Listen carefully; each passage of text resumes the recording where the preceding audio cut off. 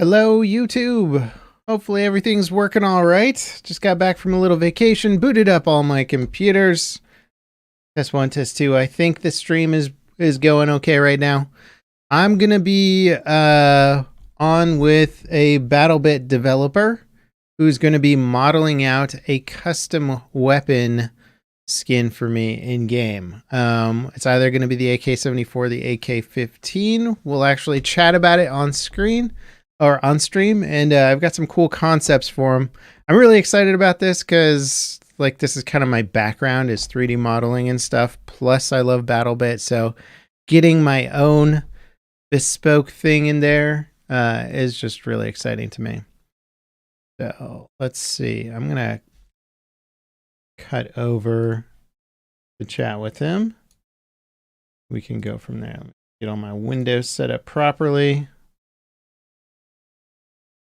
Okay. All right, we're live. And let's see. Right. I'll show my stream a little bit of the concept. So, we just very briefly talked about the skin that I wanted to do, but I brought up the Elysium AKM from the movie Elysium. And what I like about that design so much is it's kind of like old meets new. This sort of dystopian future where like, okay, we've manufactured like millions of AKMs, but they're not going to hold up in a modern theater of war. So how do we modify these still functional weapons to be useful? And the solution is like really interesting. Like it's simple, but Windows is trying to update my computer. There we go. It's interesting because they just put basically like a smart rangefinder on the AK and then link it up to smart rounds in the magazine to set a detonation timer on it. So the rangefinder can, I guess, target identify. So it's like, you know, it's some sort of like kind of like Tesla type camera where it could like identify a person or a target, set the range to that target on the fly. Then you see the little wires that run down the side of the AK, and those connect to like a little unit right next to the magazine, which I assume sets the range on these exploding rounds in the AK mag. And so the rounds are like these like really crazy rounds that explode right before they hit the target and just like destroy it with shrapnel and whatever. And I always like that concept because you're like, okay, here's this ancient AKM in the future, and it's now a super potent weapon because of this small little upgrade. And the upgrade itself is like, I just like it. It's like got the wood furniture. It's zip tied onto the weapon. The wires are kind of just like run around the furniture of the gun, and it looks badass. And I always just love that idea. And I like this person here that I'm finding on their little art thing. They sort of updated the optic so that in Elysium it has like a custom optic, but this one they're like, well, what if we just put like an EOTech on top? So like I kind of like the idea of like, yeah, you could just run a rail on top of the rangefinder and then put your custom optic on there, or have the optic even offset on the back of the AK with the normal Picatinny rail razor. But oh yeah, I guess I should introduce my stream to you. Do you like to go by your Discord handle or? Oh, I'm not picky. Well, what's your actual name? My actual name is Max. Max. Actually, most people know me as Larry. Larry. Okay. Okay. So do you prefer Larry then? I don't mind. Okay. I actually don't care. And as far as like your role on the BattleBit dev team goes, I imagine it's multifaceted, but how do you describe yourself? The artist, and I do a lot of the management things. Okay. That is the roughest, the roughest and most ripped down thing. Okay. That's pretty cool. I mean, management and art, but that's what you get with an indie team with 3 people is you're like, okay, I'm a producer and the sound guy, you know. Very cool. And how long have you been doing game art and Blender stuff? So I started my journey somewhere else. I didn't start in like game development. I didn't study it or something. Funnily enough, I was actually never accepted for university. They Mm-hmm. always just rejected me. But yeah, originally started with like a small school project when I was still in middle school about Antarctica, and I went into like modding, making games myself, and then at some point ended up with BattleBit. That is now 6 years ago. Cool. Very cool, man. That's pretty quick. I mean, I know 6 years is a long time, but I mean, to be here on this successful game after doing this stuff for 6 years is, that's pretty good, man. It has been a very interesting time. It's always been more like a hobby project, so it was never the well, it was somewhat the goal, but it was never really that we said we actually will release this game at some point. We always just did it for the fun Yeah. because we just loved making games and we just enjoyed the thing. The game is basically what exactly we always and ever dreamed of a Battlefield game to be like. Yeah. And so we just like dropped everything in there we wanted to see ever. And that's basically how it went. Yeah, and I think that shows in the game too, and I wish more of the industry could be like that, where I mean, like the AAA industry is like, we need to make a game because we're a company with lots of employees and we need to come up with the next thing that's going to make money.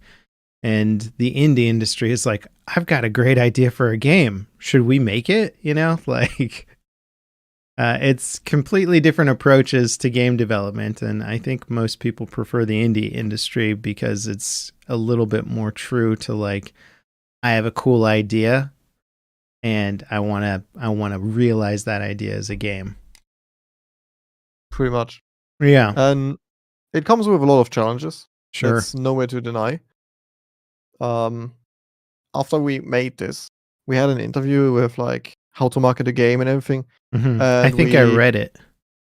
and we heavily advise anyone against making multiplayer Multiplayer. games. Yeah, for sure. I've got a couple of like game design docs that I put together, and they're always single player because, realistically, if you're going to do something with a small team, it becomes clear right away with any sort of design doc how much more complicated things get once you have to inject multiplayer, from whether it's just the net code to balancing things to like players exploiting things, because that's like one of the biggest challenges. It's like, okay, well, if it's a single player game and somebody wants to like ruin their experience, that's up to them. But if it's a multiplayer game, we have to protect other people from their experiences getting ruined by other players trying to exploit things and use things in the way they weren't meant to be used. And like, oh man, the challenges just like multiply like tenfold. Yeah, for sure. Like, oh, I wouldn't even like play down single player games that much. Single players, Yeah, those who dedicatedly make a single player game, they try to make every system as great as possible, so there's no way to exploit it, which would ruin sure, someone's game through sure. gameplay and game Yeah, through. no, they both have significant challenges, but yeah, I think with just like multiplayer and balance, and then I think you guys, I just wrote a script. I'm talking about like kind of cheating and stuff in multiplayer games, and I'm thoroughly impressed with the experience in BattleBit so far, because I've played so many indie games, FPS games that have come out and then just get ruined by cheaters and stuff, and it's always like really sad because you're like, oh wow, this game might have some legs to it, and then like it just gets overrun by cheaters, and then people stop playing it. But you guys have like your reporting system and all that stuff has been working really well, and in the however many hours I've spent playing BattleBit, I really have only like seen maybe a few people that I'm like, that guy's for sure cheating, which is impressive. Well, that's thanks to all of our moderators. who help voluntarily in the background, keeping everything running so we can focus on the game. Yeah. It's definitely been a challenge. We thought a lot about it, how we build up a safety system in the background, because that is crucial to success of a game.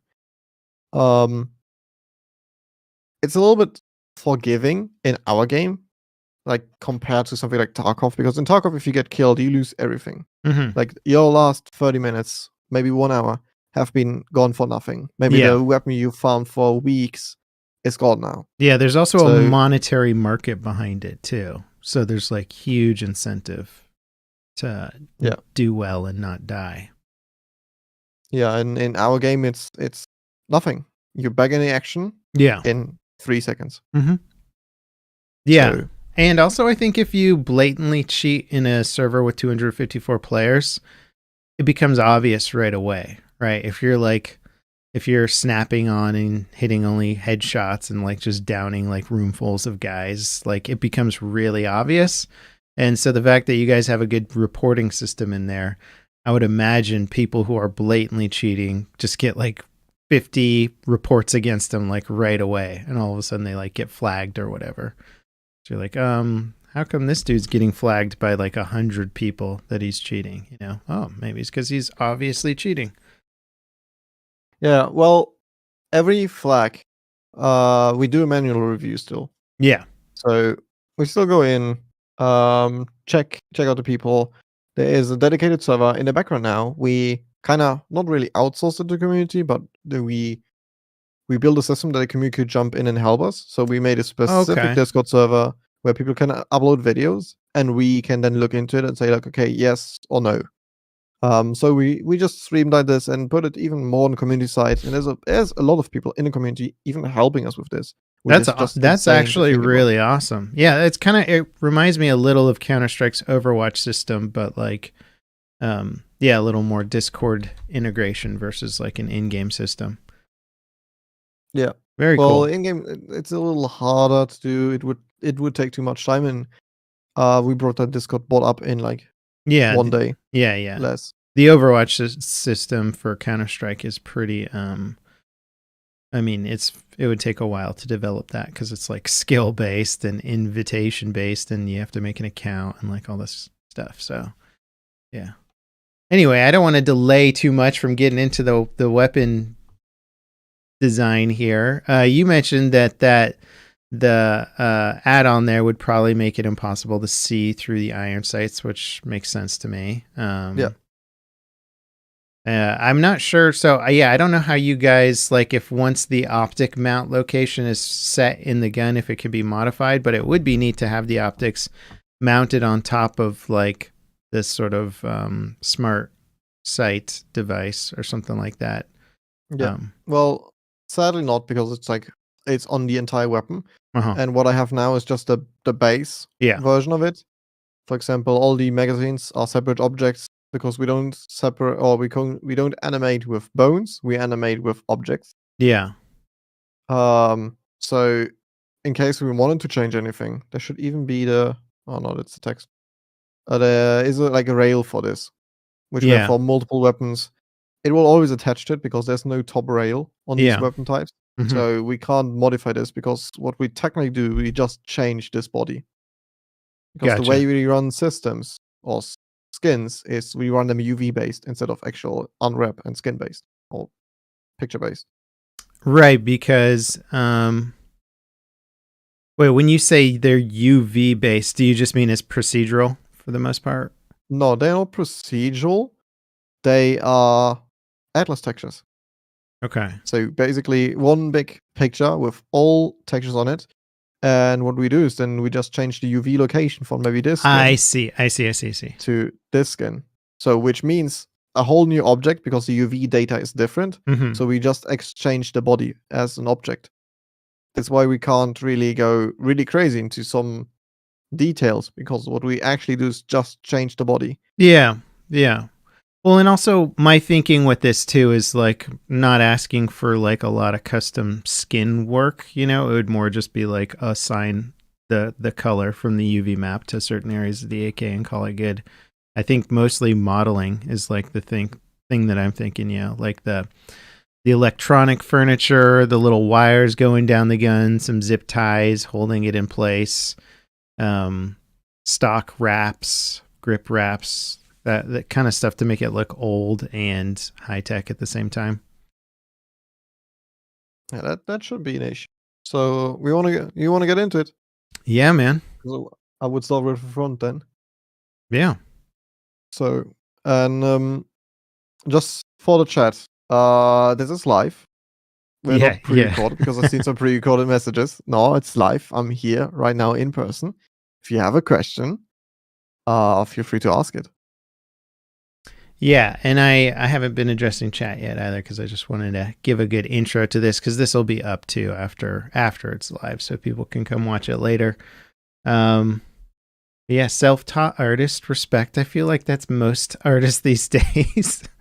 When I was coming up, to get into game design, they didn't really have a lot of game design courses in university, and so you basically just had to teach yourself. But they did have schools for it, but it was like 50,000 a year to like go become a game artist, and you're like, you're not making that back, dude. Like, it's so much money, and so luckily the internet was good enough back when I was learning that I could figure out most of the stuff on my own. But there's so many more tutorials and resources now. I picked up Blender very quickly, in like just a matter of days, which was nice, because it took me much longer to learn 3D. I had to buy books to learn 3D Studio Max, and that just like takes forever when you're like reading something and then you like hit a problem and you're like, well, I don't know how to fix this, and then you can't like Google it, and there isn't like a huge resource database of people on YouTube. Yeah, because when I learned 3D, YouTube didn't exist, so there just wasn't like a good video platform to like be like, oh, you know what? I bet this is a common problem that people are having. Let me go find a tutorial real quick. You had to like hunt through forums and stuff, or just like figure it out on your own. Well, these were the fun times, not gonna lie. When I started, because I started in 2013. Mm-hmm. Currently, when you want to learn Blender, and I think you did it too, is just open up YouTube and watch the Blender donor tutorial. Yeah. That's like how everyone starts now. Mm-hmm.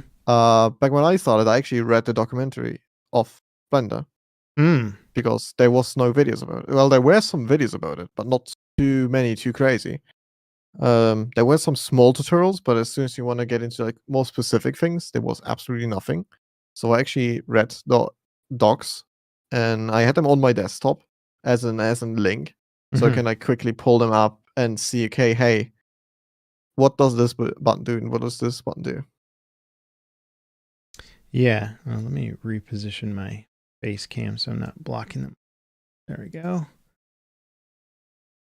Yeah, it's kind of awesome how good free software has become. I mean, it wasn't really an option either when I was learning. Like Blender, I think Blender just kind of started to hit the scene right when I got into YouTube or around then. So, like I was already modeling in 3D Studio Max and a little bit of Maya at the time. So I was like, why would I learn Blender? I'm using allegedly more powerful programs, and I'm already trained on them. So there wasn't a huge incentive at the time, and mostly because I was working for companies that had already bought the software and already had keys on it. So I didn't have to worry about the cost of the super expensive Autodesk stuff. I actually don't know how Autodesk manages to charge what they do. I taught myself their CAD software, Fusion 360. I want to say like maybe 5-6 months ago, and they're like, just to get Fusion 360, it's like $50 a month or something. And I'm like I would much rather a flat fee for it, and I'm doing it as a hobbyist. Like, I'm not making money off of it. So I'm like, can I like have a $50 a month subscription to something just to do for fun? Like, it kind of sucks.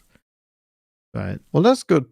Free alternatives. yeah, There's for there's 3D printing. Yeah, there's Tinkercad Yeah. now, which was a good thing just to box out things. Someone in the Blender community actually made an CAD add-on where you can do like CAD in Blender now, and I always wanted to try it out. So it's CAD. Does it have all the same CAD modeling tools? Yeah, pretty much. That's very And cool. like everything you do, so you can draw. I think you can even build shapes too, and then give the edges measurements, which That's is awesome. extremely cool. I have you heard of what's the one that like kind of blends CAD and poly modeling techniques? It's like a new software. I'm trying to remember the name of it. I can't think of it now, but there is a new one out there that has kind of like the best of both worlds, because I really like a lot of the ways that CAD software works, but it's obviously a lot slower than poly modeling. And I love how in CAD software you can like in Fusion 360 you can go back and plasticity. Thank you, chat. Appreciate it. That's what it was. But like in CAD software, you can go back and be like, oh, you know what? I really wanted this to be like 20 millimeters instead of like 15. And then it goes back and changes that step where like you just can't do that with poly modeling. It's like, okay, well, I made this the wrong dimension. I might just have to go and delete the whole thing and start it over, which is not always the case, but it's just much easier, in my opinion, to like get the precision and go back and modify with CAD stuff. Yeah, for sure. So CAD in general is like really interesting. I managed to establish Blender somewhat in my company, but I did it because you don't be here. Yeah. No, I did it for easy process or like prototyping. I actually still work. I still go to work. I still have my 9 to 5. Really? You haven't Yeah. like given them your 2 week yet or anything? Nope. Are Something you? has to pay the bills, and Steam is not paying out yet. So Yeah. I listened to your podcast, or your devcast, on that. So they're not paying till the end of September, is that right? yeah, about that time. And Holy then, crap, man. well, it's industry standard. Not gonna lie. No, that There's makes nothing sense. you can It change makes about it. sense. It's just such a wild situation for you guys to have such huge success, and then you're like, cool. So servers are expensive. Like turns out when you have a hugely successful multiplayer game that requires lots of servers, that's quite expensive. Like it's almost comical. Like I know you guys are going to be fine because you'll take your loans out and do whatever you need to do to cover the expenses until you actually get paid. But I don't think there's too many devs that have been in your exact situation before. Yeah. So it was in general it was really funny. Because we saved some money before the release when we did like Patreon and people could support us on Patreon and everything. Um, like and because the game was like not coming out, people just started calling it a scam. People always do. Sure. And now we just burned that money we raised over what is it now 2 years, like actively. Well, we raised it since the beginning, but it was not that much since 2 years. Sure. And like in the last 2 years, we really raised money. We burned this within 2 weeks. Just on the servers. Yes. Yeah. Yeah, And the stuff that you were saying too about how much servers cost in like South America, and like how you guys would lose money basically on like sales in certain countries because of like the server cost to like host over there, I guess. Or was it wasn't even hosting, was it like it was like traffic from locations costs more? Is that what it was? yeah. So That is so wild, man. yeah, some traffic from some locations around the world cost more than others. For example, EU and US are the cheapest regions you can buy servers in worldwide. Mm-hmm. As soon as you go away from these regions, things will get really expensive, really, really far. For example, what we do, what makes most sense of us, is we actually rent out hardware. We don't go cloud solutions. We rent hardware. Mm-hmm. Because we managed to save money through this. The game doesn't need a lot of hardware, which is like extremely great for us. So we rent it out, but you still, in any case, pay for the network traffic, and that there it gets really funky because in some regions you pay compared to EU or US, you play 9 to 20 times the amount. And it's like That's sometimes so regions you don't. crazy, man. Yeah. And that's like regions you don't even know if you will actually sell the game. I If the feel game will really have bad any audience. for gamers in these regions, you know, because like it's like you can't help that your country's infrastructure sucks or whatever. Like it's not really your fault. And then they're like, how come we don't have servers? And like the game devs are just like, because we can't afford it, or like because we'd have to do it at a loss to like our product, you know. It's pretty wild and it sucks. Yeah, chat's saying ask about SEA servers and stuff. I'm sure there's similar reasons for like why no servers over there. So about C servers, we have some C servers, but we don't have too many because it's a lot of the same reason. In play testing and everything, the demand from C region was like in the 1%, single digit percent, and it just, from a financial standpoint, it makes absolutely no sense to support a region where you will not even make your money back. Yeah. Where you just completely, in the end we have say servers. It's actually rare for games to launch with say servers. Yeah. Just because they are like crazy expensive. And if the game like heavily expands, then yeah, people will get the servers. But I always find it interesting how like different regions like different games. You know, it's like PlayerUnknown's Battlegrounds really fell off on like in the US, but like maintained huge interest in like Asian regions and stuff. I was like, oh, it's so weird how like some regions or countries like really adopt a game and then like it could be like completely dead in another part of the world. Yeah. Okay. Seeing someone, yeah, the China player base is probably extremely huge. The problem is we didn't launch in China yet because you don't find out until you do, and doing it as your first move with the amount of resources you have is a really risky move. Well, how challenging is it to launch in China anyway because of all the regulations, and then on top of that, isn't officially the law supposed to be that like people can only game like an hour a day or something like that over there? Yeah. So there's multiple laws, there's multiple restrictions. It gets really funny down the line. For example, there's no blood. Every blood you have to replace with white. And I don't know who came up with that idea because white looks very strange. Yeah, isn't in Germany, wasn't it like green for a while? I don't know if that's still the law. No, that's not a thing. At one point, it might have been like in the late 90s, early 2000s, they had to replace blood with like green goo or something. Well, there's definitely funny restrictions around the world about all of this. No, like white doesn't make any sense to me. That is weird. Yeah. Even getting into China they have a lot of policies about data and traffic flow, where the data goes, for example. And what is really crazy for us is if you sign up in China, you even need to have a viable location and the person in China, because in case you fuck up, someone has to go to jail. Oh God! And that is true. Oh, that's terrifying, that's why man. some publishers over there take so much amount of the money, so much percentage, because the risk there is just crazy high. Right. It is a wild market, dude. Like, the global market is not simple. I think a lot of people don't understand just the sheer complexities of operating in multiple countries around the world, regardless of, even if it's not just video games, like anything, you know, it gets really complicated.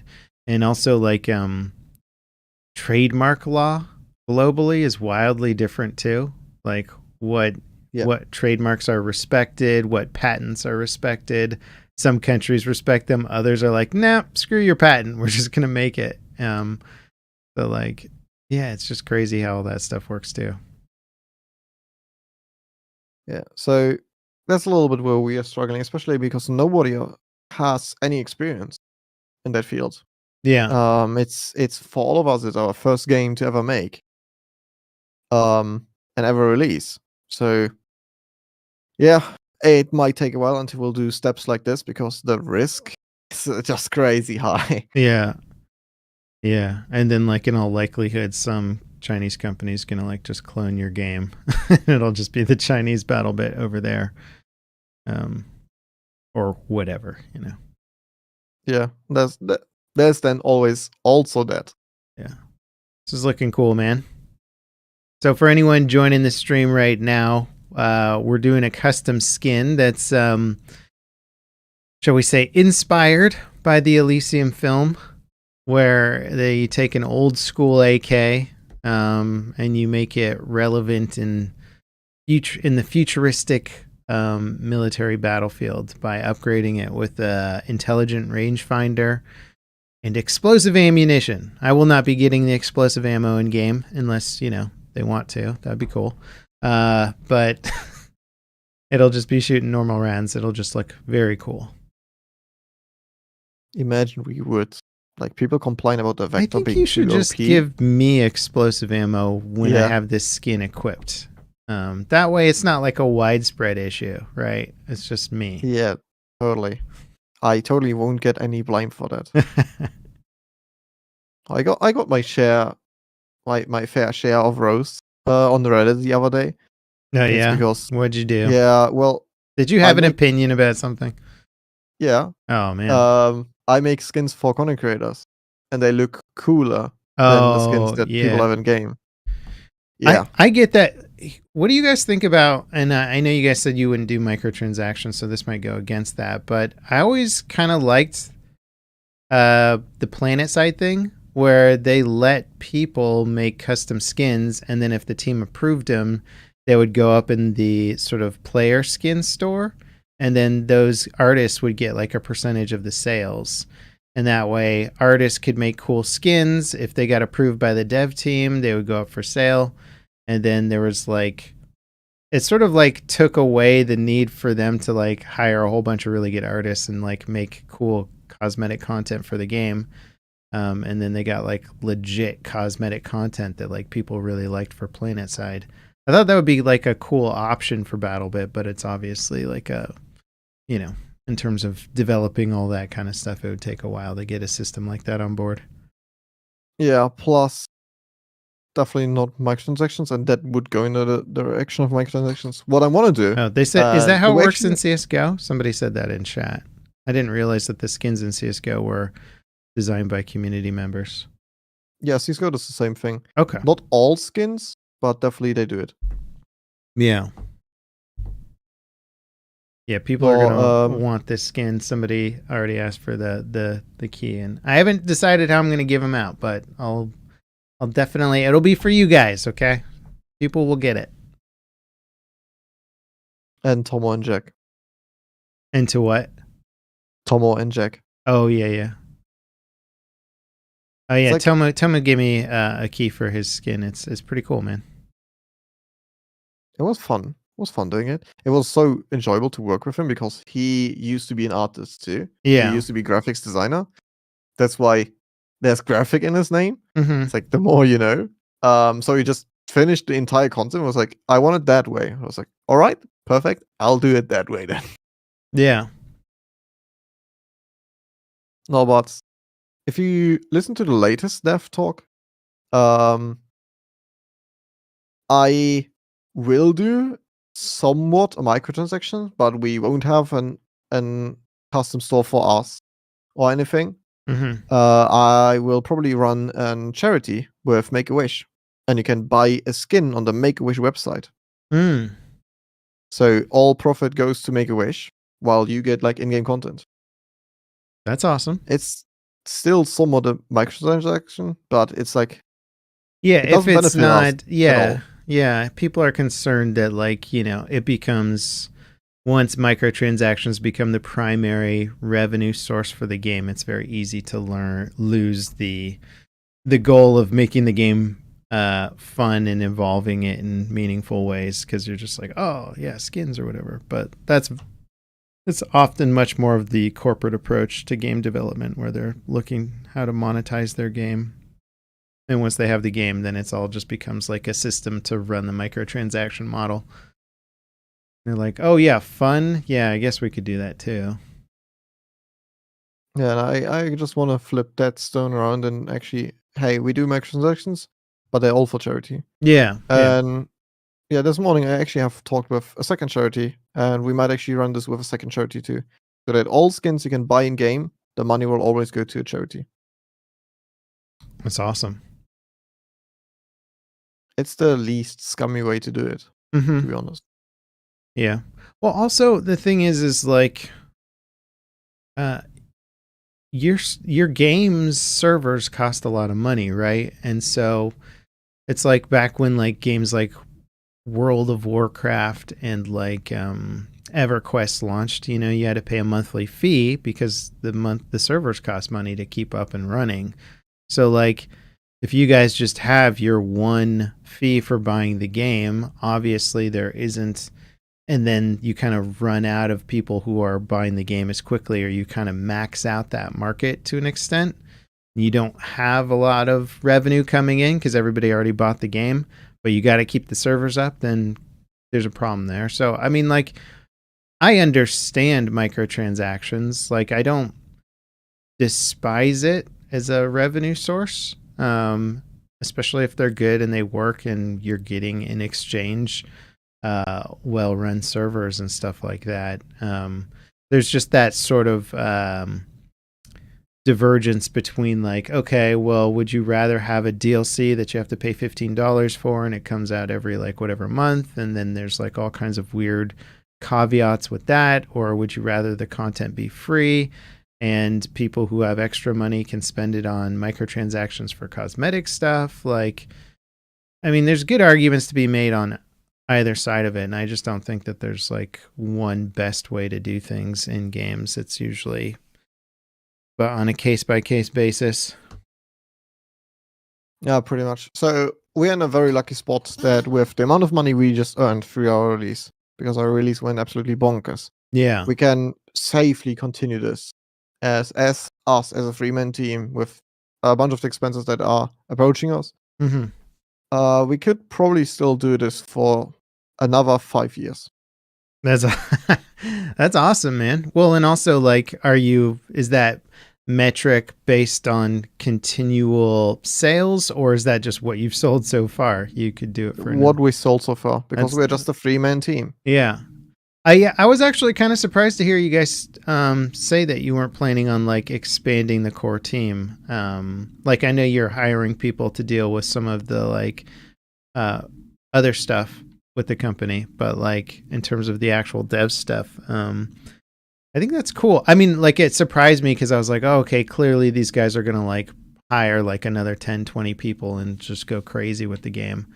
But taking it at sort of your own pace and like keeping intact what got you guys here in the first place is also kind of a cool concept that I didn't think about.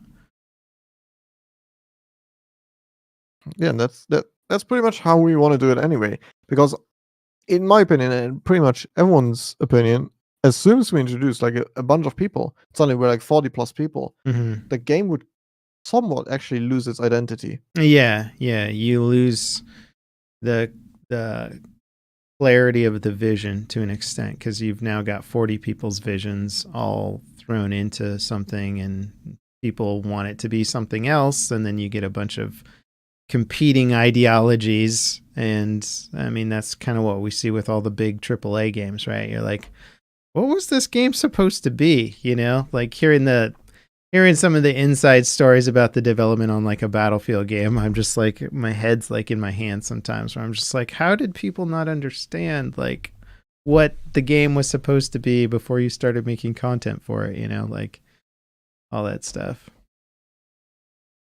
Yeah, and we're more or less in for the ride. We're just here for the fun.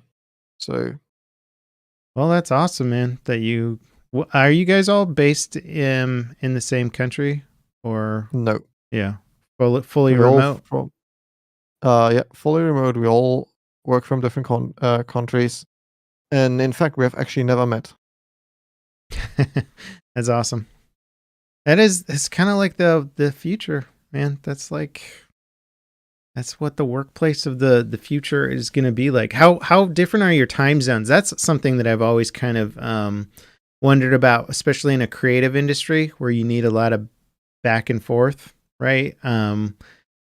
If your time zones are too far away, how much does that mess with your workflow? So we are fairly close. We are each just an hour apart. So Vil is Okay. -1 from me, and Oki's +1 Oh, from me. that's a piece of cake then. Yeah. But our sleep schedule is fucked. Oh, what time So zone? it's very random. Okay. It can be very random. His It can sleep be very schedule random is at fucked. times. I like that. He's just like, oh man. Yeah. Yeah, release day, me and Oki actually had a more or less a race going on of who could stay awake longer, and I gave up after 48 hours. Yeah, That was that's my breaking also a point. really bad competition to have. Like people Yeah, people get into bad situations there. But yeah, that's yeah. crazy. It's like it's been crazy. I noticed like really crazy. Um, when me and Oki just like a few weeks later, I just like randomly stepped on the no, it's good. What's that thing called again that measures your weight? Scale? Scale. Thanks. Hmm. So when I was like in a bathroom, I was like, huh. Because I've been constantly sitting in front of my desk and constantly like keeping myself alive. I'm eating something. Yeah. I haven't moved in now like 4 weeks. What is my weight like? Turns out I gained 8 kilos. Oh man. That game developer um, lifestyle, man. It's yeah. yeah. And Oki, in fact, Oki is the complete opposite of me. Oki just stops eating. I just ate things and didn't notice that I was eating, and Oki stopped eating. Oki lost 10 kilos. Oh wow. Yeah, it's kind of it can go either way, right? Like I noticed that too. When I was in my, especially when I was doing a lot of 3D modeling or working on like kind of like little indie game projects and stuff. Yeah, you just get in the zone, and then I'd like miss meals and stuff, and so like I would lose weight, but I also wouldn't feel good because my body's like nutrient deprived. I'm like, I just don't feel good. It's like, oh, maybe it's because you haven't eaten anything in like 7 hours. Um, yeah. Oh, chat's got some questions. One, how do we get the skin? I'll get some keys for you guys, and then you can redeem those in game once it's all set up. And then Grant has a question. Oh yeah, he wants to know. He's noticed that it's obviously going to get in the way of the sites. So he wants to know how that's going to be solved. And I think Not at all. it's not going to be solved. You won't be able to use irons with this skin, which Yes. I think 99% of the player base won't care because not too many people use iron sights in this game. But the normal optics should be able to see. I forgot what. So the normal optics are still going to be mounted on the normal rail riser, or are we going to, or were you changing the position of where the optics rest? No. They will be on a normal rail or a normal Yeah. riser. Okay. You will have basically the casual experience. That's why I don't put it even too high. This should be like on the height of the rail riser. Okay. So it shouldn't interfere too much. If it does, then I'll patch it later on. Yeah.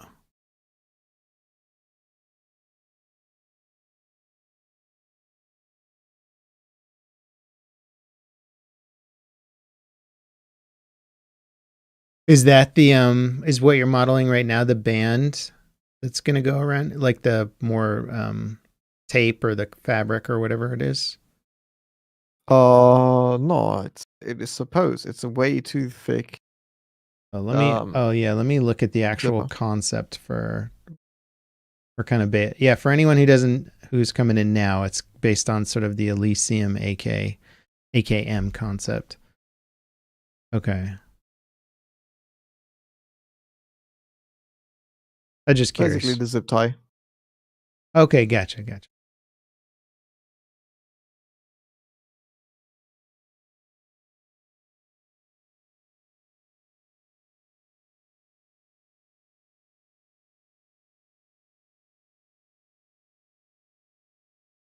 That's a thick one.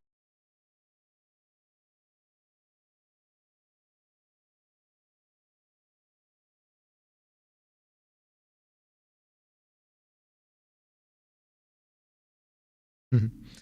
Chat says, man, someone in chat says, man, I wish we could buy some cool skins like this. See, people like already want the microtransaction store. And what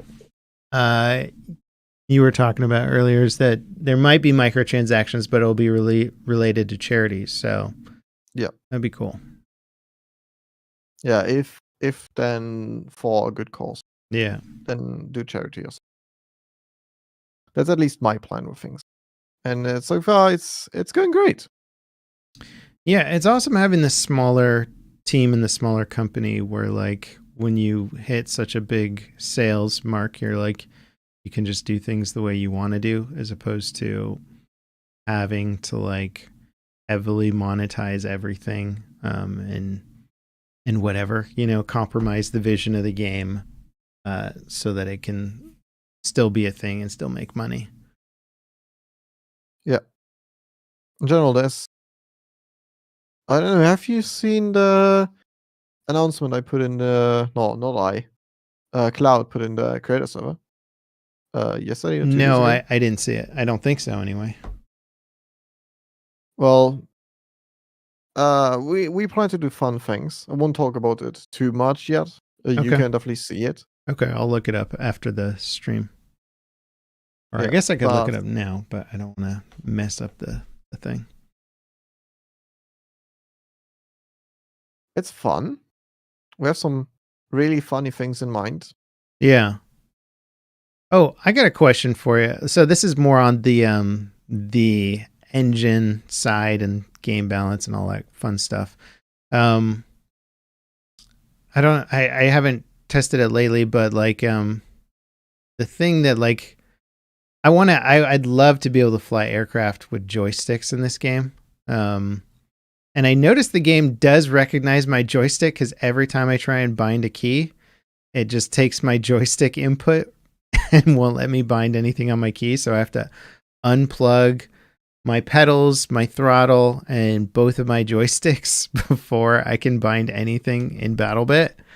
But I was wondering if you guys had plans to like include joystick support for the game. Since it is PC based, I noticed that like games like Battlefield that are kind of more supporting the console experience don't even bother with like joystick support anymore, which kind of sucks. But since you guys are starting off on the PC side of things, just curious.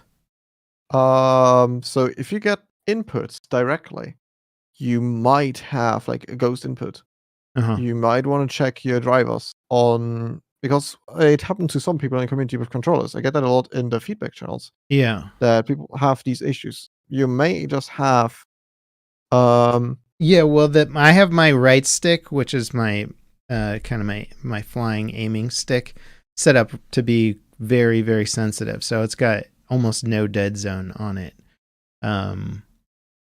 and that might be the reason. Yeah.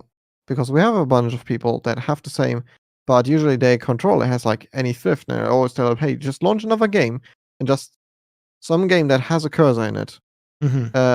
Plug in your controller and see what it does. And most like Oh yeah, 99% it of doesn't people say, it moves. Mine doesn't do it in other games. So like say if I'm playing Star Citizen and I need to like if I wanted to rebind the axis of a joystick or something like that, and I'll go to bind it and then it waits for me to do the input. So I would assume then that the game has its own dead zone programmed into the key binding system.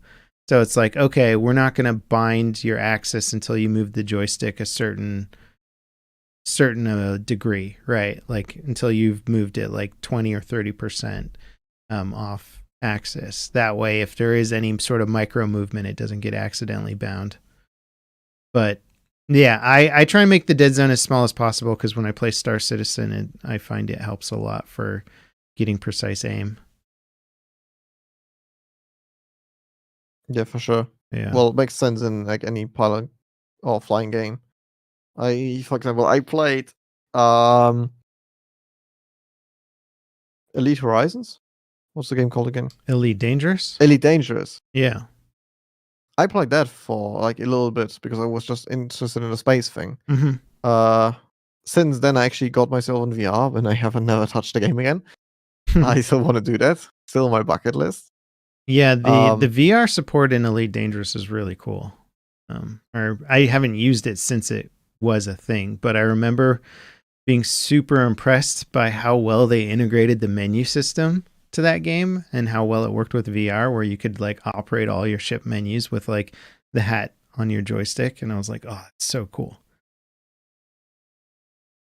I still want to do it. I want to do it so badly. You know what I really want in BattleBit, and it always drives me crazy that Battlefield never did this because it's just ripe for it, is Tobii eye tracking support for while you're flying a vehicle or flying a helicopter, so that you can look around the cockpit. I don't know if you've ever seen how Tobii works, but it's basically like it's like the next evolution of IR head trackers, or the little things that you would wear on your headset. But I use it in Star Citizen, and it is awesome for like being able to follow a target in a dogfight without having to like do full VR goggles or something like that. I thought that would be super cool to have more. Like, I wish Battlefield had that. And since you guys already have free look in BattleBit, it seems like it wouldn't be that hard to integrate something like eye tracker support for vehicle stuff. So if the vehicles had full joystick support and then like eye tracker, the fact that you can make transporting like a legitimate role on your Battlefield, like where you get rewarded points, you get the transport bonus, which is super cool, by the way.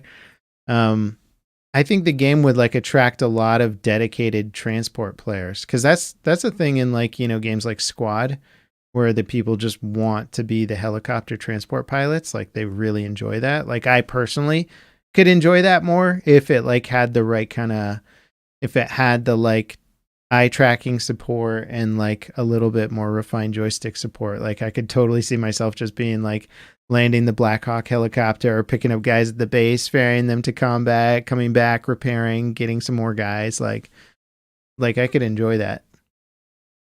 Yeah, Arma 3, says Chad. There's a lot of people in Arma 3 that were just dedicated transport vehicle players, and they would just come back, pick up people in the helicopter, ferry them off to combat, and then come back to base. Would definitely be interesting.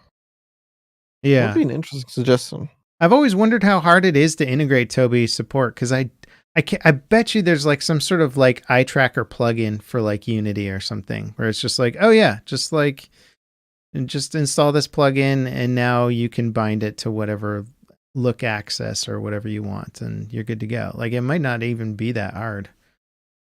Well, the only thing I can tell you definitely is for BattleBit, there's no plug and play solution anymore. It's just, it's the way we build things. Nah, it doesn't work anymore. Oh no. So you guys are you've kept going down a path and now it's too late.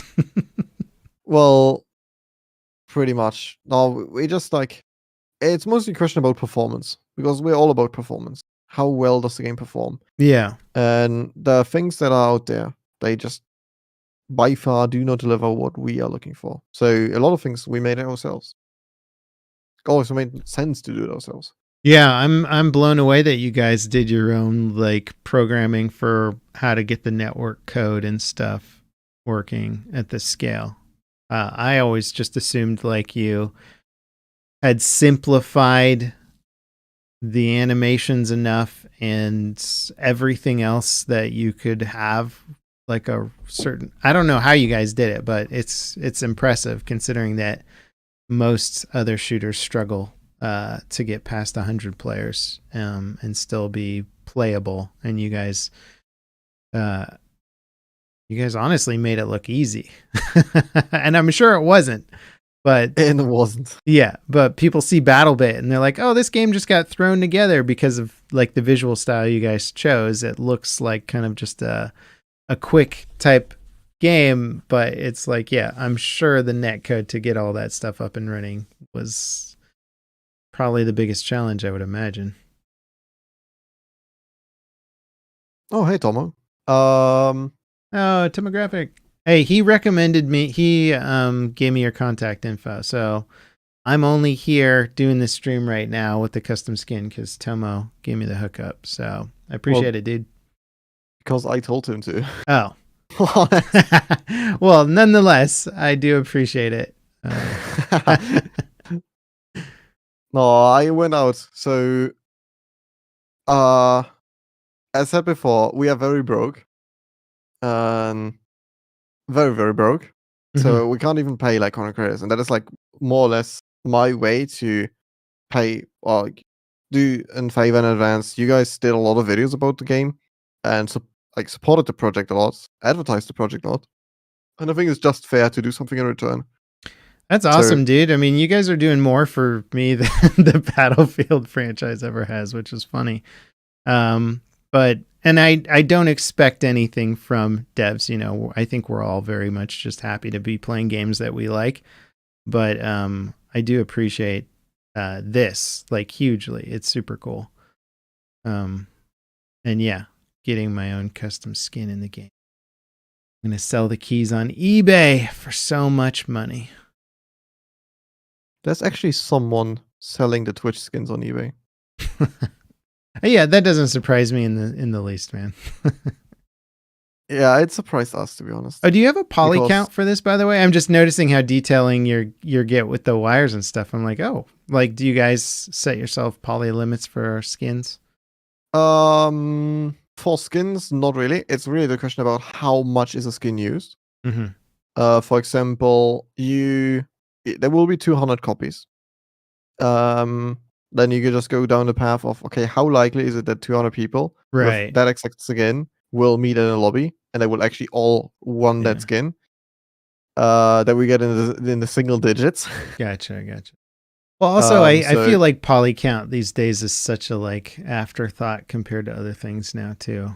Like cards and engines are getting better at rendering millions of polygons without it being a huge performance issue. It's usually it's usually the lighting that like throws things off or whatever. Speaking of which, when do we get, some of the nice soft shadows and global illumination stuff coming in? That's a good question.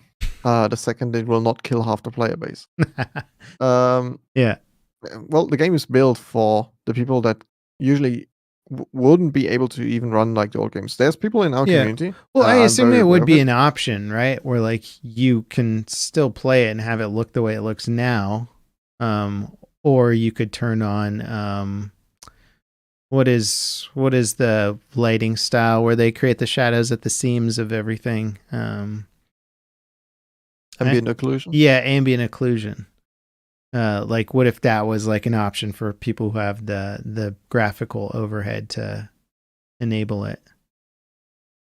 So we've been tinkering around with things already. We haven't really come to the result yet because in fairness, we want to keep it absolutely fair. So or more or less keep our whole gaming experience fair. Yeah, you can have we could do all the fancy lighting, but one person will be blinded by it. The next person doesn't see anything. And if we know already, okay, hey, anyone that will play at least slightly competitive will turn it down all the way anyway, then just have everything on the low end absolutely the same. Yeah. And then it doesn't really make sense to go the high end anymore. Yeah, everyone will play the low end anyway. It's very fair. What about baking in ambient occlusion? Or that would require a whole new approach to how you do textures, right? I assume. Probably, yeah. Yeah. Okay. Never mind. That doesn't work. Yeah, I always that is something I always criticize games for is if they have really bad graphical parity between different settings. I remember like, did you ever play PlanetSide 1? I did not. No. Okay.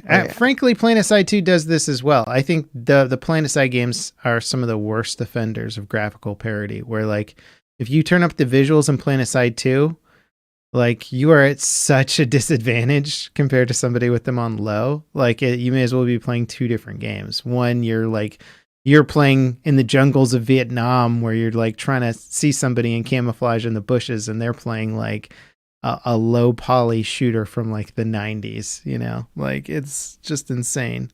And that always drives me crazy because I'm like, yeah, I want the game to look good, but I also don't want to be at a huge disadvantage for making it look good. I think the Battlefield games have struck a decent balance of it in their more recent titles, but they've also, because their games get so good looking, they also struggle with the problem that like, hey, a visual camo is like an actual problem now, and they had to like start putting. I notice you guys do it too, is they put the little lights on the soldiers now to like easily identify friend and foe. Yeah, we do this with some armors, not every armor. You can have a soldier without it completely, Mm-hmm. but we noticed really quickly that doing different colors and different armors doesn't help people that still don't see the teammates and the enemies, Yeah. which is really real. Also, I see the question of Tomo. Reshade is not really illegal in BattleBit. Yet, if the anti-cheat flags you for it and bans you for it, we won't take any actions because you, in fact, used a third-party project. That's right. You can do ambient occlusion in drivers now, which is crazy. Yeah. So Yeah. because then if we say okay we unban for reshade, Mm-hmm. then suddenly we get a lot of people in like, hey, I only used reshade when you banned me. It's like, yeah, and then it gets like really wishy with what is actually someone cheating and what is someone playing reshade. That gets really funny because the any cheat in flagging, it doesn't do a difference. It doesn't care about what you used. Yeah, for sure.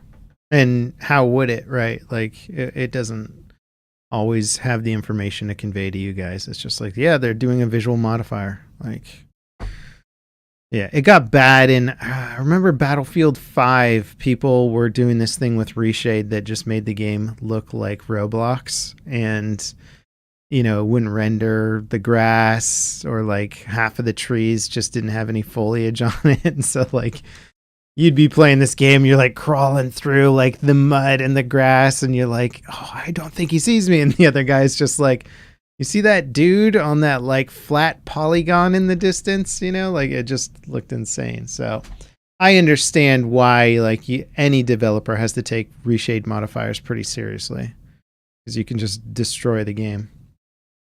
Yeah. And for us, it's just like you can use it, but in case you're banned, it's your own fault. Yeah.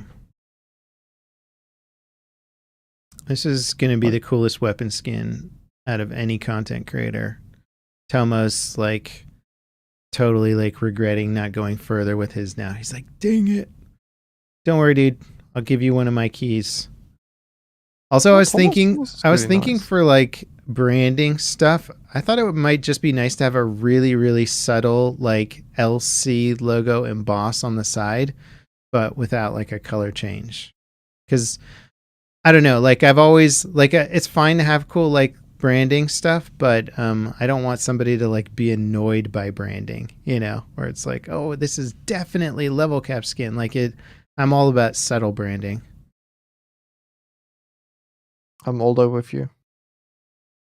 I'm not a really big fan of these excessive, hey, Yeah. this is X amount of thing. Yeah. Can you put a JPEG of my face on the side of the gun just so everybody knows it's me? I've been asked this, but before the release. Way before the release. Like someone claimed that, hey, you put X weapon in the game, and that was my idea. So can you please put my picture or my name on it? It's like, Dude, people what? get insane with their yeah. Yeah. I don't understand people sometimes.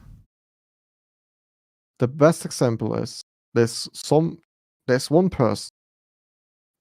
He's writing me 4 emails a day and is spamming in our Discord and my DMs, just claiming richness is a sin, and to become clear again, I have to donate him things. And he, like every day he adds another thing. So we have like refrigerators now, PCs, phones. Yeah, so I've set my DMs to friends only many, many years ago. You may have to start doing that too. But yeah, basically, people have been asking me for computers like endlessly since I started my YouTube channel. They're like, hey, can I have the computer that you're not using anymore? Like that, I get that question. Like if I had my DMs open, I'd probably get it like several times a day. And you're just like, guys, like I'm not like some computer warehouse over here.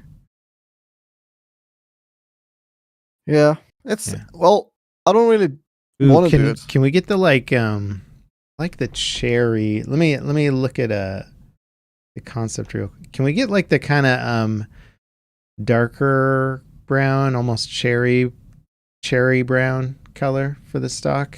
That would be dope. This? Let me switch back over. Yeah. Oh, that's sexy. Like it. Right. Then you have a different grip. Grip has a different color. But a dark color. Not that one. It's more in the gray area.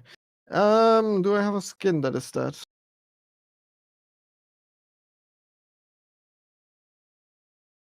see. See what I get. Hmm. I don't mind black. I think yeah, that's cool. I like that.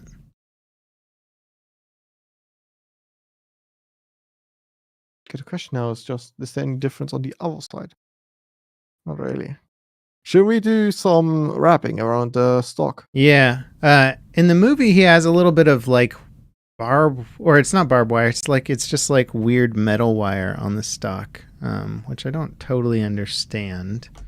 Let me bring it up real quick. I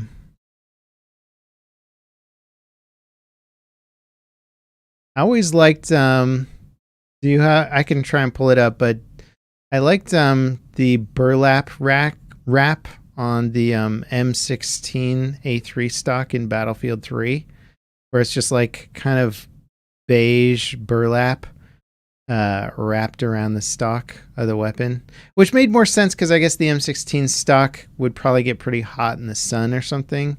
So like if you had to rest your cheek on it, then it would like not be as hot. But yeah, I don't know. Any kind of wrap you want to do on the stock would be cool, I think.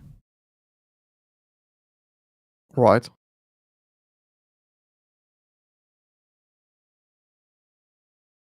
Oh, I gotta. Oh, nice.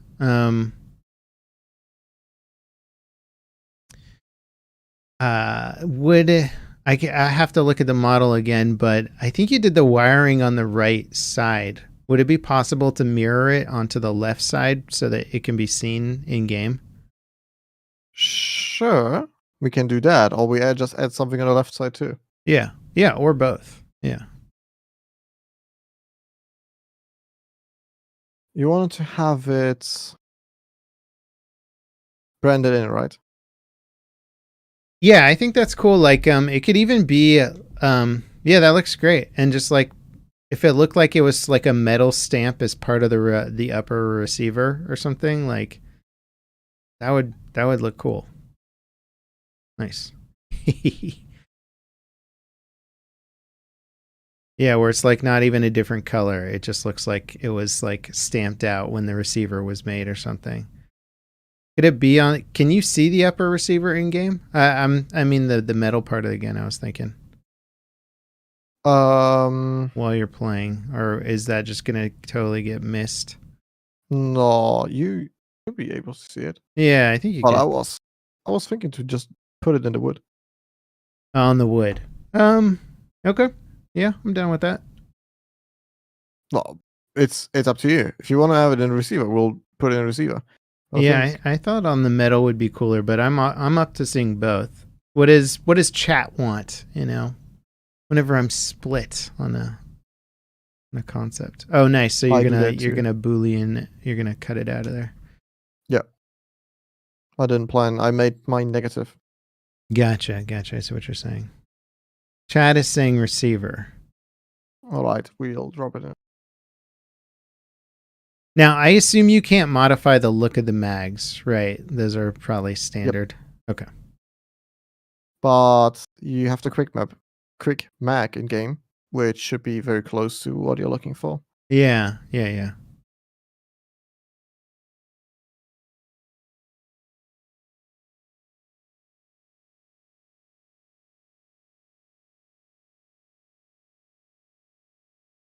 Like this.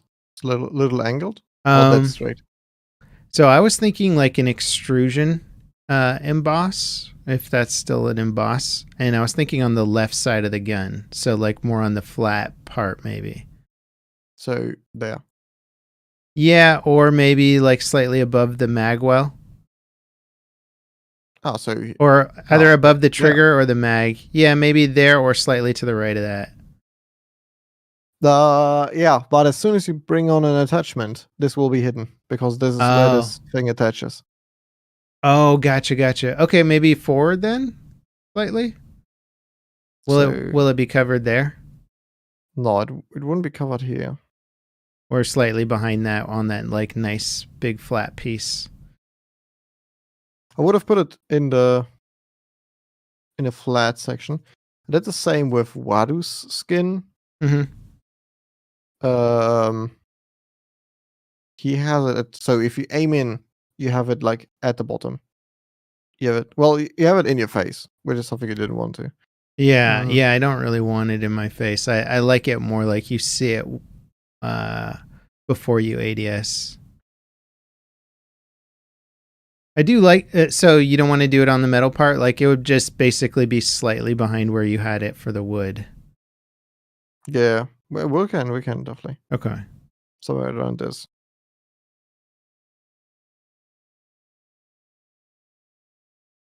Yeah, that's what chat's saying.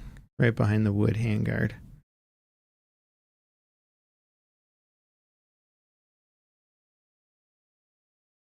Are you guys gonna flip your gun models around in the customization menu? Just because all the side rail attachments pop onto the gun on the direction that it's not facing by default. And then you got to flip the gun around to actually see what those look like.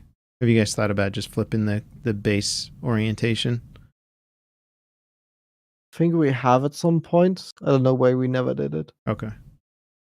I was just curious. I just noticed the other day that I could flip the weapon around and see the attachments, and I was like, "Oh, you can actually they actually look like something in the customization menu."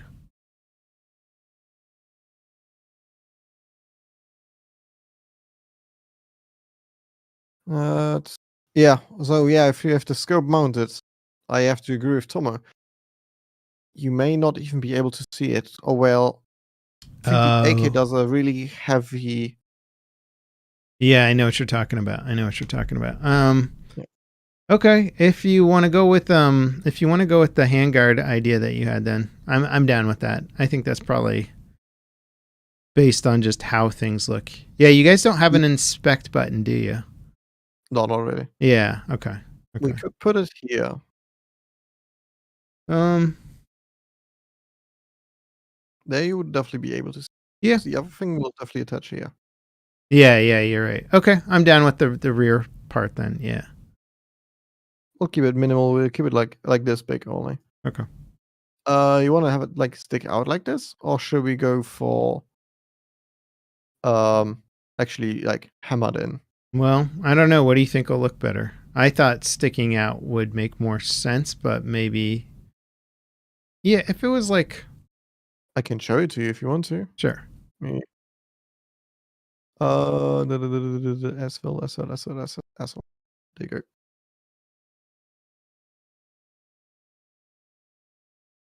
This is what it would look like inside. Oh, nice. So Yeah. get it. Yeah, I like that. That's dope.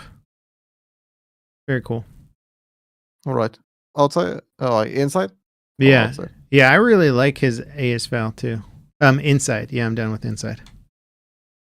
It's a nice skin that you did for I forgot that guy's name. Clean. Yeah. Clean it is.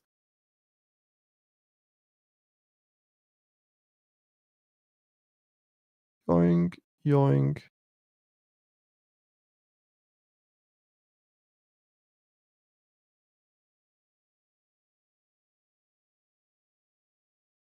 You just fix the wireframe. Mm-hmm. Some people always tell me, "Hey, you can just do Control C." Yeah, you can. You do it if you're lazy. I like to do everything on the wireframe myself. Actually, it might be better if we actually go down. Just having control, like full control Yeah, about my wireframe. that's kind of like a more of a Max 3D Studio Max relies more on like wireframe editing, and I don't know. Yeah, I definitely learning Blender is like you kind of have to reorient your brain around different approaches to modeling a little bit, but for the most part, it's the same. Yeah, for sure. No, I just like if you do Control T to triangulate everything, then you have all triangles, and then it's like Yeah, sometimes might be hard to determine on shape to go into a space again where it's not triangulated. yeah, That would be the same color. That would be yeah. The slightly darker does look cool, especially since you like, guys don't have the ambient occlusion. I might need it. yeah. It's cool. Looks kind of like the Corridor Crew logo. Yeah, somehow the C looks thinner once it's been embossed. I'm not sure how that happened, but or I think it Maybe is didn't hit thinner. hard enough. Yeah. Yeah, well, I didn't put it in all the way. That's Oh, I why it's see. thick. Oh, We yeah, can make yeah. it thick if you want to. Yeah. It kind of looks off to me is the only thing. I don't think you need to redo it. I think you could just move some of the lines over a little.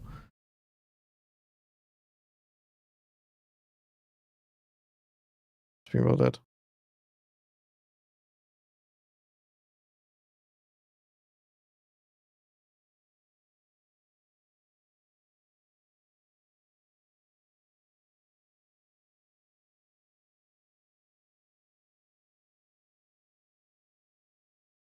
Looks Yeah, somewhat correct. that looks a lot more even.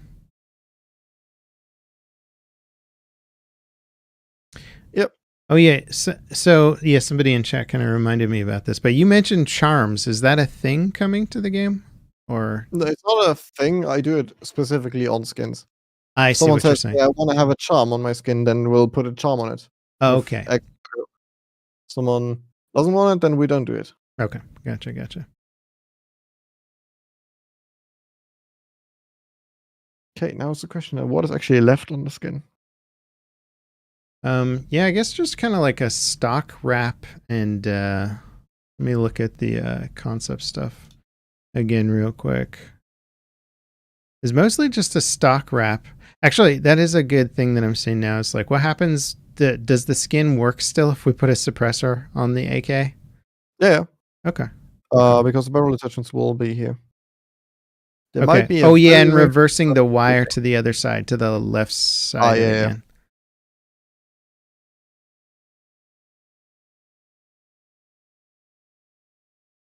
So we go.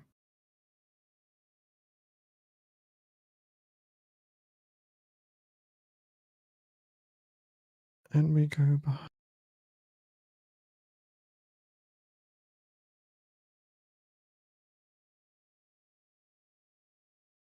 Yeah, that actually makes more sense too. If you're a right-handed shooter, you'd probably want to.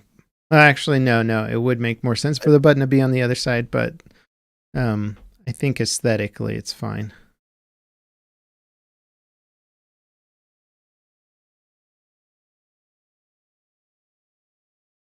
Black electrical tape around the stock.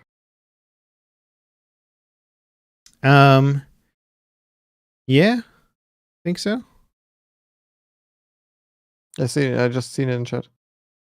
They want electrical tape on the stock. Yeah, I'm down with electric tape or like yeah, the burlap wrap isn't really a common thing that people do. Like in real life, it was just like an aesthetic thing that I always liked in Battlefield, where they like threw some burlap on there. But it makes more sense if you have a metal stock that gets super hot in the sun, where a wood stock wouldn't really.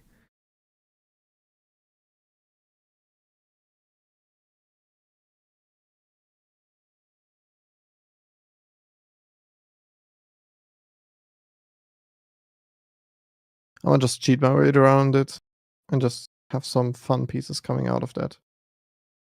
Yeah. Well, I mean, it's organic modeling can be more fun where you're just kind of like, yeah, it's cloth.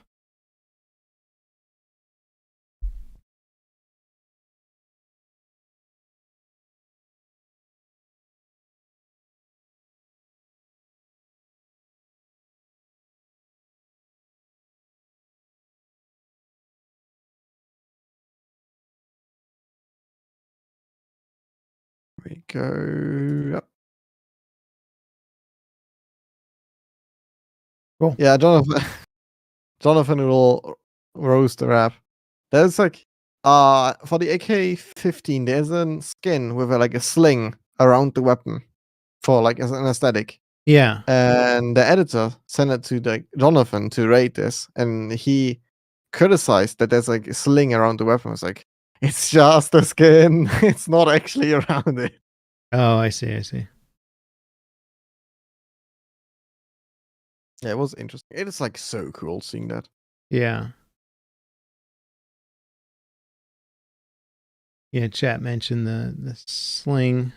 Yeah, I personally like weapon slings kind of bug me a little bit. I like having the little clip towards the back of it so you don't have like a ton of stuff hanging off your gun. But like it makes more sense if you're like, I don't know, doing a long patrol or something. You need a good sling setup. I just never really got comfortable with slings on rifles.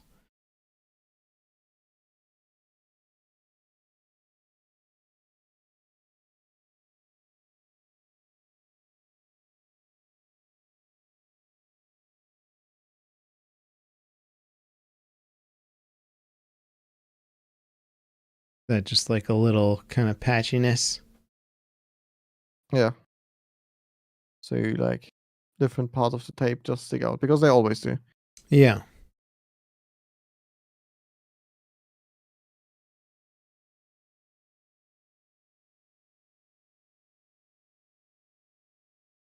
Especially on the Alio edge. says he's loving the skin so far, but the logo placement is driving his inner graphic designer crazy. Well, we put it there because we don't want it to get blocked by the sight mount, which is going on the gun. That's the only problem with what we're doing right now is we can't see the sight mount. So we are trying to anticipate the sight mount. Is it driving you crazy because the angle of it or just the placement?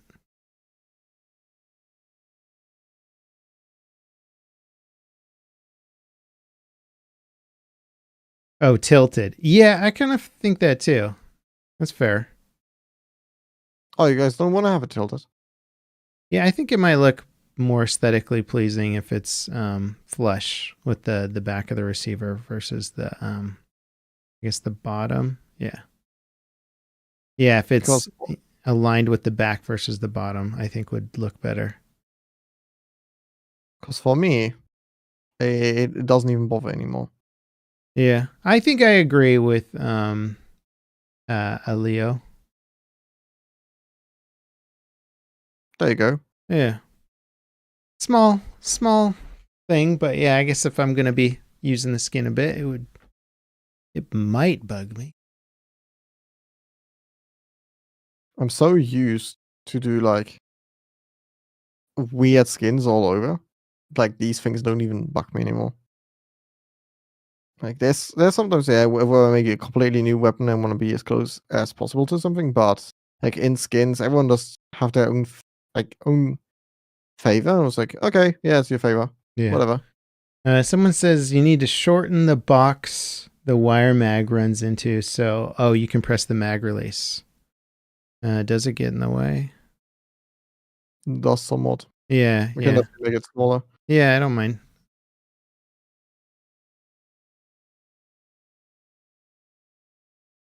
Oh, did you do the front optics on the thing yet? I feel like that would be like a neat little detail too. Is the I guess the lenses for the smart rangefinder or whatever it is. You mean the one on top? Yeah, I don't think it has a front optic on it. No. I mean, the lens on the front of the device. So on the front of the device, there should be like a lens on it, I think. No, I didn't yet. Okay.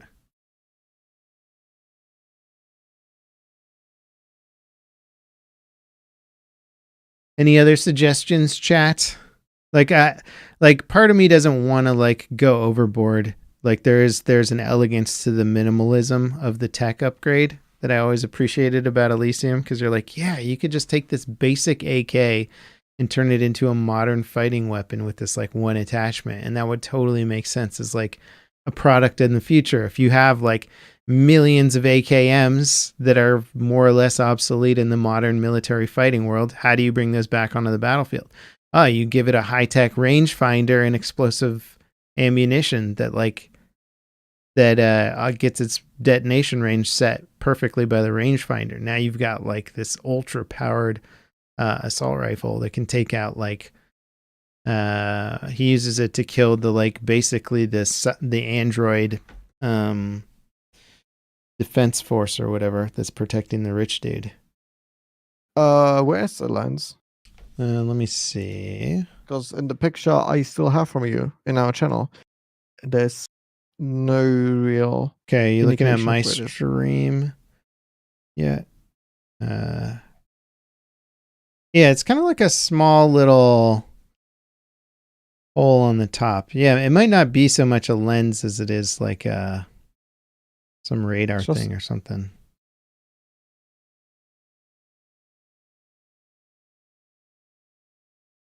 Yeah, it just seems like a really small hole towards the front.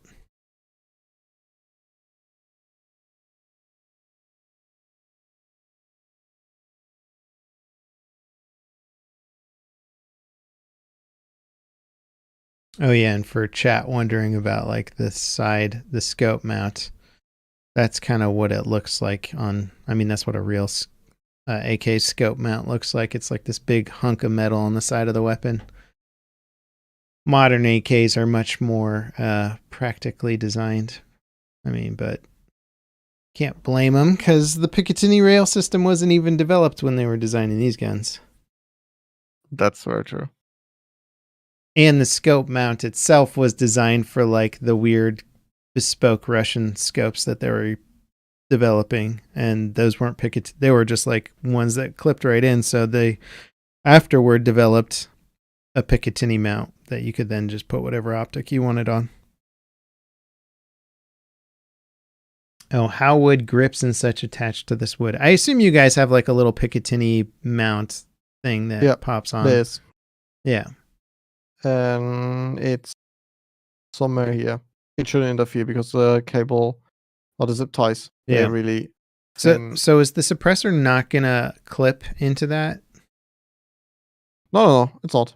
Because the suppressor actually, our barrels and attachments, they attach like right at the front of the weapon. Okay. It might clip like a very tiny itty bitty here. Okay. But that's nothing to care about. Nothing to worry about. All right. That is super cool. Yeah, the base gun model is the AK-74 here. The AK-15 has has more modern furniture on it.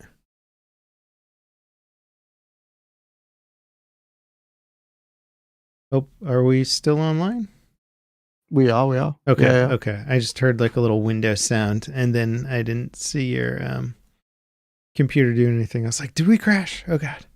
No, we did. We're still around. I'm just thinking now, because I think that's pretty much everything now. Someone says maybe yellow writing on the wire, or well, that's pretty small though. That's tiny. Too tiny. The one idea I had that I thought might be neat, but it might be going overboard, is to like, and I guess it would get in the way of never mind, it'll get in the way of the optic mount, because I keep seeing this big piece of flat metal there, and I'm like, oh, it'd be nice to do something there, but also the optic goes there. So yeah, I don't know if it needs any. I thought like having some sort of digital readout on the side of the weapon would be neat, but I think that's like, I don't think it'll sell with the low poly art style that well. As well as like it will be one fixed number. Yeah. A yellow sticker on the thing at the top of the barrel, like the hazard triangle. Oh yeah, that might be kind of cool. But again, that's a custom texture asset. So, well, we can just do You can Yellow model. triangle. Yeah. Oh yeah, good point.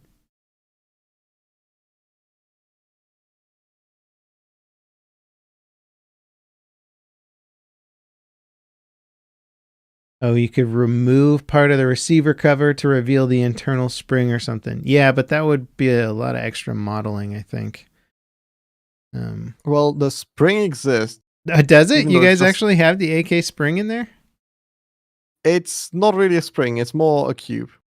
But you see this? Yeah. That's the spring. Oh, I see. I put a symbolic spring in there. Because you would technically see it if the dust cover opens, so I put something there in a brighter color. So Mhm. we would say, hey, maybe that's a spring or something. Nobody will ever notice, but hey, it exists. It's a thing. Yeah. Yeah. I mean, that could look cool, but yeah, it also, I don't know if it gets more into the like, yeah, that looks dope. I like that. It's got to be fun doing kind of low poly assets for the game because you can do it quickly as opposed to like needing bump maps and normal maps and all this other shit for everything. Like you're just like, oh, it's done. Yeah. Yeah, pretty much. I'm just done now. Because it's Yeah. just solid colors. Do you think we could, let's see, I feel like the one in the movie, let me see if I can get back up to the thing. Swear there was had like more had like an additional zip tie on it. But maybe I'm wrong. Yeah, it had 2 zip ties on it because that makes it feel like it's kind of on there a bit better. Ooh. Loading 3D model.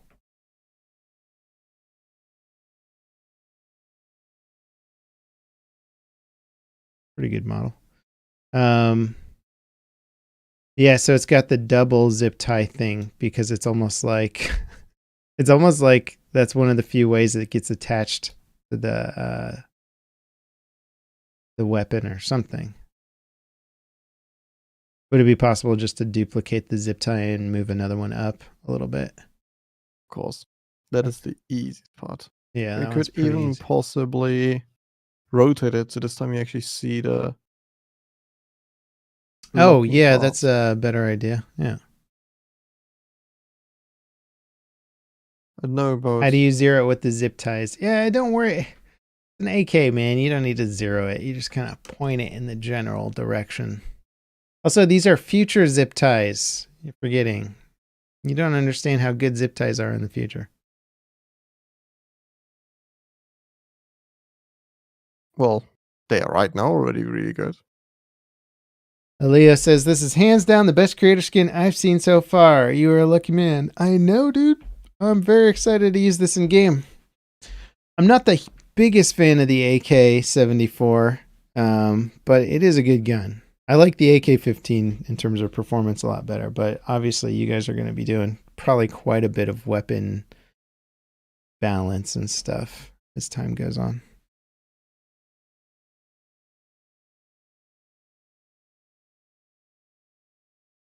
It does kind of look like it's floating there, though, doesn't it? Let me see what the Well, no, it's like on the rail. Yeah. You're right. Okay. Cool.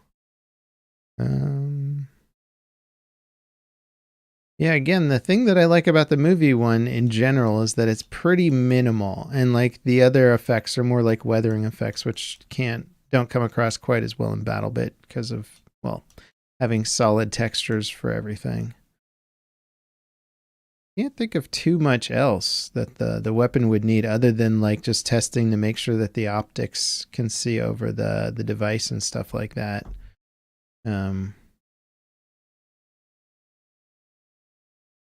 Why not the red button? Oh yeah, that's fair.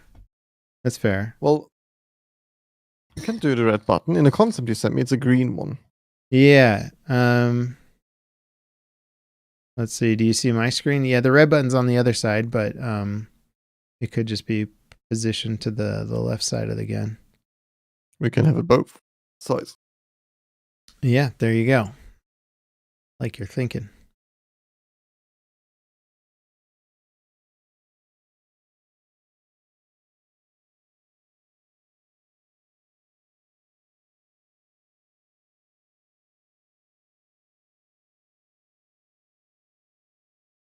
Should make it pink instead of red, give it some flair. I don't know if that'll sell quite as well, because, I mean, you do want it to look like a real device, and most real devices are going to use the primary warning colors, right? Like red is like danger or on or off or whatever. I don't think anyone uses pink.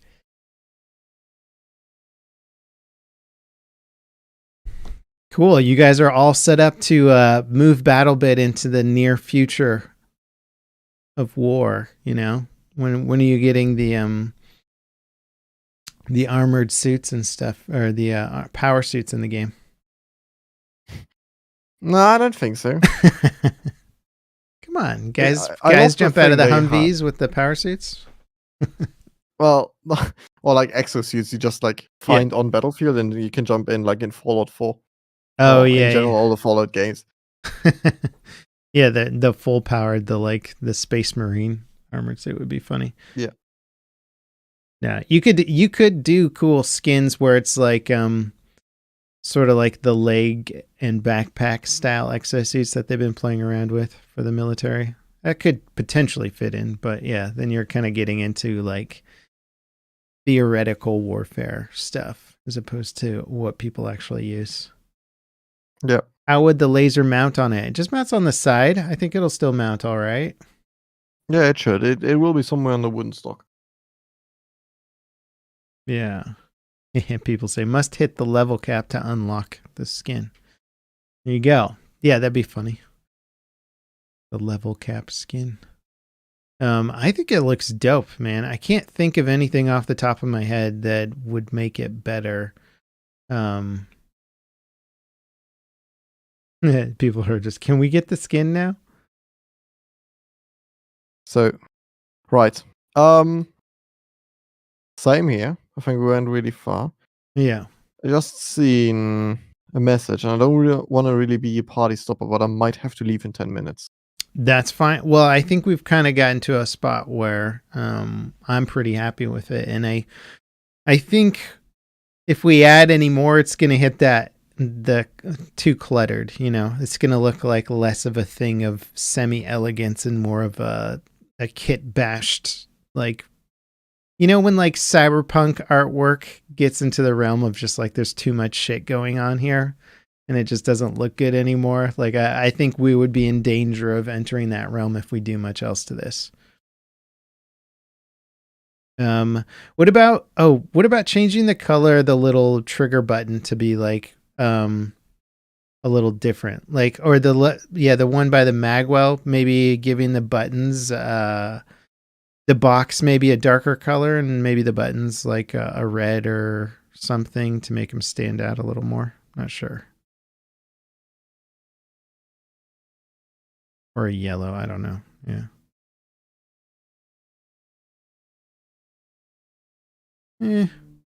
Yeah, I don't know if I'm digging blue.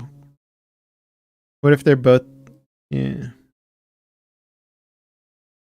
What do you think, chat? Am I going stupid here, or I think the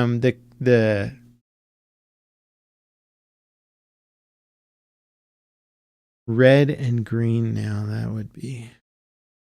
I was thinking both red. What if they're just both red? I don't know.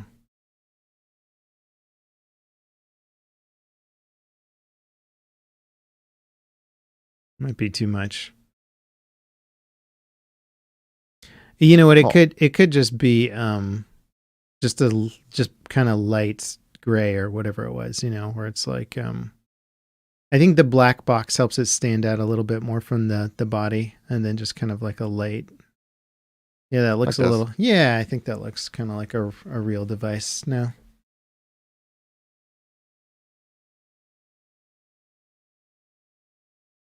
Yeah, I think that looks dope, man. Right. Well, thank you for making me this custom gun skin. Does it come in with a patch basically, or like It's really a question about what we do. If we only do changes on our back end, okay, it's currently working on community servers. So if there's even an update this weekend, then it could be potentially in this weekend. Otherwise, next weekend. Yeah. Cool. All right. And how many keys do you give out for it? 200. 200 keys. All right. It's a lot of money on eBay, guys. I hope you guys are ready. Well, yeah. Just so you're aware, if you actually sell them on eBay, I can deactivate every single one of them. Yeah, I'm not. It's a joke. It is a joke. But we'll find some fun ways to give them out. I don't want to give them all out at the same time too. It'd be nice to have these like kind of going for a while. Yep. And hopefully the AK-74 stays meta, so I can still use the weapon and enjoy it. It is a pretty good gun. I used it a lot while ranking up, and then once I discovered the power of the AK-15, I was like, oh baby. But yeah. This is cool, man. People are going to look at it and be like, what the hell? How'd you get this gun? I think it looks slick. Are you happy with it? I am. As long as you are. Yeah. Yeah.